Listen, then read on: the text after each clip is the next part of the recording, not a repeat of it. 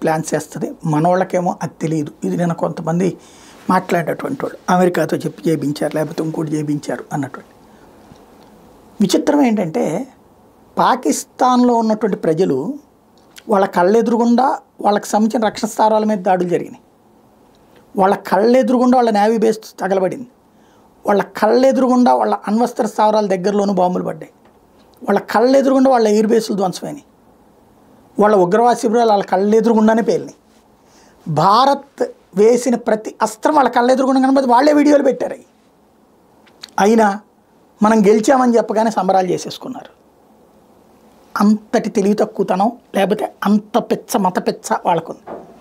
మనమేమో వాళ్ళ ఎయిర్ బేసులు కొట్టాం, ఆర్మీ బేసులు కొట్టాం, నేవీ బేసులు కొట్టాం, ఉగ్రవాద శిబిరాలు కొట్టాం.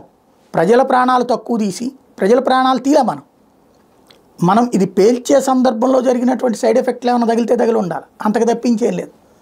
అట్లాంటిది మనమేమో యుద్ధ విరమణకి పాకిస్తాన్ వాడికి సంబంధించిన అధికారుల చేతన అమెరికా మనకి ఫోన్ చేయించి ఆగుదామంటే ఓకే అంటే, భారత్ ఓడిపోయిందనేటటువంటి పాకిస్తాన్ మాటల్ని నమ్మేటటువంటి విచిత్రమైన భావనలో ఉంటే వాడికి ఏ ఖర్చు లేకుండా విజయోత్సవం, మనం కష్టపడ్డ ఏడుపోత్సవం. ఎక్కడికి పోతున్నాం మనం?